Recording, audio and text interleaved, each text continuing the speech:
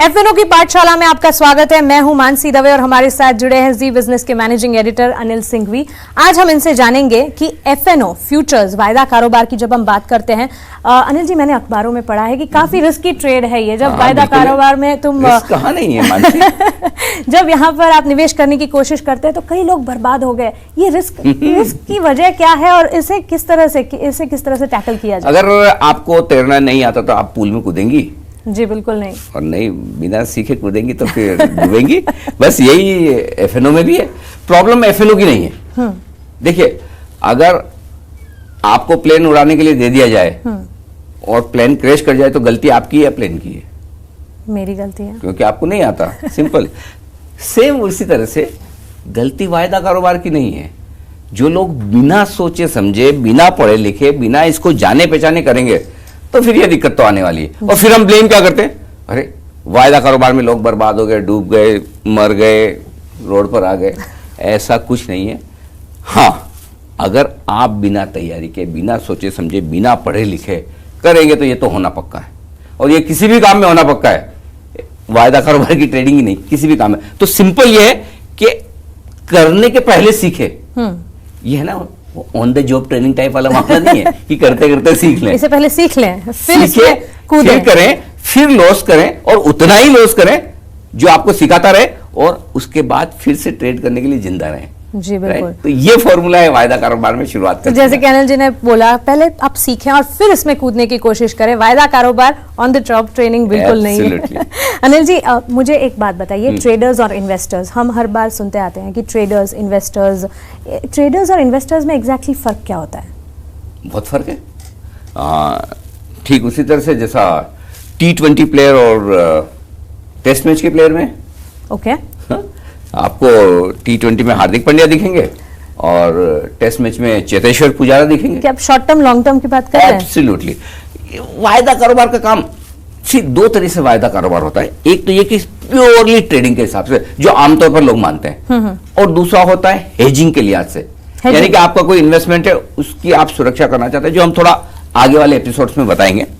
तो ये दो तरीके से वायदा कारोबार का किया जाता है। पहले हम आमतौर पर जो हमारे दर्शक ट्रेडिंग के लिहाज से सोचते हैं वो बताएं।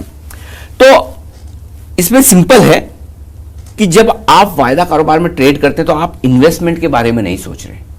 ओके। सिर्फ और सिर्फ ट्रेडिंग के बारे में सोच रहे। तो ट्रेडिंग की आपकी वो माइंडसेट होनी चाहिए, है ना। क्या होता है, ट्रेडर के लिए कुछ स्किल्स चाहिए, कुछ समझ चाहिए, कुछ डिसिप्लिन चाहिए कि कब आपको एंटर करना है, कब एग्जिट करना है, कितना लॉस करना है, कितना स्टॉप लॉस होना चाहिए, कितनी क्वांटिटी में करना है, एक दो ट्रेड में लॉस हो जाए तो रुक जाना है। ये 50 चीजें होती है ट्रेडिंग में। मतलब ज्यादा नहीं, हम 25-50 एपिसोड कर सकते हैं। इतना सब कुछ है। लेकिन शॉर्ट में जो मैं बताऊं तो आमतौर पर जो इन्वेस्टर्स वायदा कारोबार में, आमतौर पर जो ट्रेडर्स, मैं वायदा कारोबार वालों को इन्वेस्टर कहता ही नहीं। अच्छा। वो है ही नहीं इन्वेस्टर, एक्चुअली नहीं। वो इन्वेस्टर्स नहीं, ट्रेडर्स हैं। ना, वो ट्रेडर ही है, 100% ट्रेडर ही है। तो जो ट्रेडर्स है वो ट्रेडर ही है और शॉर्ट टर्म ही सोच रहे हैं। मतलब एक महीने की एक सीरीज होती है, अगर महीने भर का भी व्यू ट्रेडर ले ले तो बड़ी बात है। वायदा कारोबार में तो हालत ऐसी है ट्रेडर्स की कि अभी से लेके सुबह से लेके दोपहर तक, दोपहर से लेके शाम तक, या 3:30 बजे तक ट्रेड हो जाए, खत्म। रात को क्यों पोजीशन रखनी, नेक्स्ट डे नया देखेंगे। सो कंप्लीटली ये ट्रेडर्स के लिए ज्यादा है बजाय इन्वेस्टर्स के। है अगर इन्वेस्टर्स के लिए तो वो बहुत बड़े इन्वेस्टर्स, म्यूचुअल फंड्स, FIs, वो हेजिंग के लिहाज से इसे इस्तेमाल करते हैं, जो हम आगे बात करेंगे। अच्छा, तो मतलब आप ये कहना चाहते हैं कि अगर वायदा कारोबार में निवेश करना है तो एक ट्रेडर की तरह सोचना है, ना कि एक इन्वेस्टर्स की तरह। जैसे एक शॉर्ट टर्म के लिहाज से हमें जिसको इन्वेस्ट करना है वो कैश में पूरे पैसे दे, डिलीवरी खरीदे, अपने डीमेट अकाउंट में ट्रांसफर करें, सालों साल रखे, पैसा बनने दें, शेयर पर नजर रखें, कंपनी सब ठीक ठाक कर रही है। और जब तक आपको लगता है ठीक ठाक कर रही है, शेयर ऊपर नीचे हो, घबराए नहीं और आराम से 2 साल, 3 साल, 5 साल, 10 साल उससे पैसा बनाए। वो इन्वेस्टर है जी। या तो मिनटों मिनटों वाला खेल है, तो या इन्वेस्टर का सवाल ही नहीं, सबके सब ट्रेडर हैं। अच्छा, तो अनिल जी एक सवाल ये भी है कि ये जो फ्यूचर एंड ऑप्शंस की हम बात कर रहे हैं, वायदा कारोबार या डेरिवेटिव मार्केट के, ये है तो इसी शेयर बाजार का हिस्सा। बिल्कुल। तो फिर ये शेयर मार्केट से अलग कैसे है? हाँ, डेरिवेटिव्स, इसको डेरिवेटिव्स मार्केट कहते हैं। डेरिवेटिव्स मतलब क्या? डिराइव करना। डिराइव क्या करते हैं, यानी कि आपके पास कोई एक एसेट क्लास है जी, उसके बेसिस पर आप ट्रेड करना चाहते हैं। और वायदा कारोबार में एसेट क्लास क्या है, कोई इंडेक्स जैसे कि सेंसेक्स, निफ्टी, बैंक निफ्टी, या फिर कोई स्टॉक, ये एसेट है, जी, उसके ऊपर आप फ्यूचर्स वायदा आगे के समय के लिए ट्रेड करना चाहते हैं, जी, उसको कहते हैं डेरिवेटिव्स। सिंपल फर्क क्या है, देखिए एक सिंपल फर्क जो आपको समझ लेना है फ्यूचर्स और कैश मार्केट में क्या है। कैश मार्केट में जैसे हमने पहले भी बताया कि आज आपने शेयर खरीदा, पैसे दीजिए, डिलीवरी आ जाएगी आपके अकाउंट में 2 दिन बाद, रखिए, जब बेचना है डिलीवरी दीजिए, और जब बिक जाए आपके अकाउंट में पैसा आ जाएगा। जी बिल्कुल। लेकिन फ्यूचर्स में क्या होता है, फ्यूचर्स में आप ये करते हैं कि मैं एक ऐसा ट्रेड किसी के साथ कर रहा हूं जो एक फ्यूचर डेट पर मैं सेटल करूंगा, खत्म करूंगा, ठीक है, आज नहीं। आज मैंने आपके साथ सपोज मैंने एक ट्रेड ऐसा किया कि मैं आज 950 रुपए में आपसे रिलायंस खरीद रहा हूं, आप रिलायंस बेचें, और मैं ये कहता हूं मेरे पास पूरा 10 दिन का, 15 दिन का, 1 महीने का टाइम है, जी, ये सीरीज है, इस सीरीज के पहले पहले मैं जब चाहूं वापस बेच सकता हूं। तो ये उस तरह का एक फ्यूचर डेट का ट्रेड होता है जो दोनों ही तरह के इन्वेस्टर्स, दोनों ही तरह के ट्रेडर्स, खरीदने वाले और बेचने वाले करते हैं। थोड़ा कॉम्प्लिकेटेड है, बस बेसिकली ये समझ लीजिए, जब आप इन्वेस्ट करते हैं आज की डेट के लिए ट्रेड कर रहे हैं, जब फ्यूचर्स में ट्रेड करते हैं, ऑप्शंस हम आगे बताएंगे, जब आप फ्यूचर्स के लिए ट्रेड करते हैं जी, तो आगे की डेट के लिए ट्रेड करते हैं। तो अनिल जी, जवाब जितने मिले उससे ज्यादा आप सवाल बन गए हैं होना ही चाहिए। और इन सारे सवालों के जवाब मैं लेने वाली हूं आगे एफएनओ की पाठशाला में। बिल्कुल।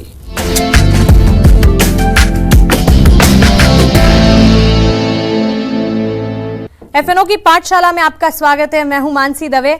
अनिल जी भी हमारे साथ जुड़े हैं। अनिल जी, वायदा कारोबार को हम समझ रहे हैं, डीमैट अकाउंट, ट्रेडिंग अकाउंट, ये शेयर बाजार में सुना है, एफएनओ में डीमैट अकाउंट होता है, ट्रेडिंग अकाउंट होता है, किस तरह से ट्रेडिंग होती है? देखिए, ट्रेडिंग अकाउंट तो जरूरी है। Okay. और ट्रेडिंग अकाउंट अगर आपके पास सिर्फ कैश मार्केट का है तो आपके पास एफएनओ मार्केट का अलग से ट्रेडिंग अकाउंट होना जरूरी है। ओके, मोस्टली ज्यादातर ब्रोकर्स जो मतलब हैं, इन दोनों के अकाउंट्स अलग अलग हैं? सेगमेंट्स अलग अलग हैं, और जरूरी नहीं कि एक ही ब्रोकर सारे सेगमेंट्स को आपको दें ट्रेड करने को। तो आपको अगर सिर्फ कैश मार्केट में ट्रेड करना है तो कैश मार्केट का अकाउंट होगा, वायदा कारोबार में ट्रेड करना है तो एफएनओ का एक अलग अकाउंट होगा। ट्रेडिंग अकाउंट आमतौर पर आप दोनों ही तरह के ट्रेडिंग अकाउंट एक ही ब्रोकर से खुलवा सकते हैं, वो कोई दिक्कत की बात नहीं। हाँ, एक फर्क है, और फर्क वो ये है कि अगर आप कैश मार्केट में ट्रेड कर रहे हैं जी, तो आपके लिए ज़रूरी है कि आपके पास डीमैट अकाउंट हो। लेकिन अगर आप एफएनओ में ही ट्रेड करना चाहते हैं तो डीमैट अकाउंट की ज़रूरत बिल्कुल नहीं है। गौर करने वाली बात है कि अगर आप शेयर मार्केट में ट्रांजैक्शन करना चाहते हैं तो डीमैट अकाउंट की जरूरत है। आगे चलते हुए एफएनओ में आगे चलते हुए जब सेबी कुछ शेयरों में, कुछ वायदा कारोबार के शेयरों में डिलीवरी सेटलमेंट लेकर आएगी, थोड़ा कॉम्प्लिकेटेड है, हम आगे समझाएंगे, तब शायद हो जाए कि डीमैट अकाउंट खुलवाना पड़े। लेकिन अभी आज की तारीख में अगर आपको सिर्फ और सिर्फ वायदा कारोबार में ट्रेड करना है, एफएनओ में ट्रेड करना है, डीमैट अकाउंट की जरूरत नहीं। हाँ, ट्रेडिंग अकाउंट होना चाहिए, बैंक अकाउंट होना चाहिए, वो तो जरूरी है। कैश मार्केट के लिए डीमैट अकाउंट की जरूरत है, एफएनओ में सिर्फ अगर आपको निवेश करना है तो डीमैट अकाउंट नहीं चाहिए। अनिल जी, कॉन्ट्रैक्ट क्या है? Contract agreement, simple. अच्छा, तो अगर फ्यूचर एंड ऑप्शंस की बात करें, वायदा बाजार की बात करें, उसमें कॉन्ट्रैक्ट लेना पड़ता है। कॉन्ट्रैक्ट तो बड़े महंगे होते हैं। हाँ, बिल्कुल होते हैं, और कॉन्ट्रैक्ट का नाम सुनते ऐसा लगता है कि हम कोई बड़ा काम करने जा रहे हैं। जी बिल्कुल, है ना? वैसे ऐसा है नहीं, सिंपल। कॉन्ट्रैक्ट का मतलब क्या है, जब आप कैश मार्केट में ट्रेड करते हैं, इन्वेस्ट करते हैं, तो आप एक एक शेयर में ट्रेड कर सकते हैं। एक शेयर खरीदा, एक शेयर बेचा। लेकिन वायदा कारोबार में शेयर एक एक ट्रेड नहीं होता, कॉन्ट्रैक्ट ट्रेड होता है, जिसे आमतौर पर आप ये कह सकते हैं कि अलग अलग सीरीज के कॉन्ट्रैक्ट होते हैं। अब आपका सवाल ये भी आएगा कि सीरीज क्या होती है? हाँ, तो जैसे हर वक्त वायदा कारोबार में किसी भी स्टॉक में 3 सीरीज चालू रहती है। इस महीने की सीरीज, अगले महीने की सीरीज, और उसके अगले महीने की सीरीज। अच्छा, मतलब अगर ये मई चल रहा है तो मई, जून, जुलाई। तो हम मई को कहते हैं करंट मंथ सीरीज, तो वो करंट मंथ कॉन्ट्रैक्ट हो गया। जून को कहेंगे हम next month series, next month contract हो गया, और जुलाई को कहेंगे हम फार मंथ सीरीज, यानी कि तीसरे महीने का कॉन्ट्रैक्ट हो गया। तो जो जिस महीने में आप ट्रेड कर रहे हैं, आप मई के महीने में जुलाई भी ट्रेड कर सकते हैं, जून भी ट्रेड कर सकते हैं। तो जो महीने का आप जिस सीरीज का आप ट्रेड कर रहे हैं उसको आप कॉन्ट्रैक्ट कहते हैं, कि मैं मई का कॉन्ट्रैक्ट ट्रेड कर रहा हूँ, जून का कॉन्ट्रैक्ट ट्रेड कर रहा हूँ, जुलाई का कॉन्ट्रैक्ट ट्रेड कर रहा हूँ। अच्छा। तो सीरीज और कॉन्ट्रैक्ट कमोबेश एक ही बात है। अच्छा, तो ये कॉन्ट्रैक्ट में कितने शेयर्स होते हैं? हाँ, अब हर एक कॉन्ट्रैक्ट में आपको जब ट्रेड करना होता है तो वो लॉट्स में ट्रेड करना होता है। लॉट्स, उसको लॉट कहते हैं। अनिल जी सुना तो था कि लॉट खरीदे, लॉट खरीदे, लॉट बेचे। हाँ, तो उसमें ऐसा है कि जैसे आप कैश मार्केट में एक शेयर खरीद सकते हैं, एक बेच सकते हैं जी। वायदा कारोबार में ऐसा नहीं है, हर एक का लॉट साइज फिक्स है। जैसे कि निफ्टी का 25 का लॉट है या 50 का लॉट है, स्टॉक्स का हर एक का अलग अलग लॉट साइज हो सकता है, किसी का 200 शेयरों का होगा, किसी का 500 शेयरों का होगा। आमतौर पर जो नियम बने हुए हैं इस वक्त, तो सेबी ने नियम यह बना रखा है कि किसी भी कॉन्ट्रैक्ट की लॉट साइज जो है उन शेयरों की संख्या और उनकी मार्केट वैल्यू ये मिलाकर 5 लाख रुपए के आसपास होनी चाहिए। ओके, लॉट साइज की वैल्यू मिलाकर के 5 लाख क्या, हाँ। तो जब 5 लाख के आसपास की से सपोज कोई शेयर 100 रुपए का है, ठीक है, और उसकी लॉट साइज बनानी है तो 5,000 की लॉट साइज होगी जी, ठीक है। तो 5 लाख का अप्रोक्सीमेटली लॉट वैल्यू हो गया।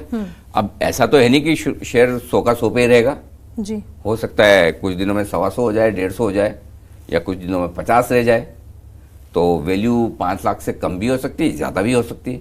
तो आमतौर पर 5 लाख के आसपास लॉट साइज रखने की कोशिश की जाती है। समय समय पर सेबी और एक्सचेंज इसको रिव्यू करते हैं। अगर किसी के वैल्यू बहुत बढ़ गई लॉट की तो उनकी लॉट साइज को थोड़ा छोटा कर दिया जाता है, किसी की बहुत कम हो गई तो थोड़ा बढ़ा दिया जाता है। कुछ शेयर ऐसे हैं जिनकी लॉट साइज 20 से 25,000 की भी है, और कुछ शेयर ऐसे हैं जिनकी लॉट साइज सिर्फ 50 की है। तो उनकी वैल्यू ज्यादा होगी इसलिए लॉट साइज कम है। एग्जैक्टली। और जो निफ्टी फ्यूचर्स हैं या जो बैंक निफ्टी फ्यूचर्स हैं, जो इंडेक्स फ्यूचर्स हैं, उनकी लॉट साइज 25 की भी है, 50 की भी है। तो वो तो आप आराम से 25 में भी ट्रेड कर सकते हैं, बड़े लिक्विड भी होते हैं, आराम से बड़ी संख्या में ट्रेड होते हैं। तो लॉट साइज का मतलब ये कि आपको मिनिमम उतनी क्वांटिटी तो खरीदनी और बेचनी है। सपोज रिलायंस का लॉट साइज समझिए 150 शेयर का है जी, ठीक है। अब रिलायंस का 150 शेयर का लॉट साइज है। अगर आपको कैश में खरीदना हो रिलायंस तो आप 2 शेयर भी खरीद सकते हैं, 5 भी खरीद सकते हैं। लेकिन वायदा कारोबार में खरीदना बेचना है तो मिनिमम 150 खरीदना पड़ेगा, मिनिमम 150 बेचना पड़ेगा। लेकिन वो 150 उतने पैसे देने पड़ेंगे या हाँ, नहीं? पैसे उतने नहीं देने पड़ते हैं। हाँ, यही तो क्योंकि वायदा अगर कारोबार की कॉन्ट्रैक्ट है, लॉट है तो... कैश मार्केट में और वायदा कारोबार में यही सबसे बड़ा फर्क है।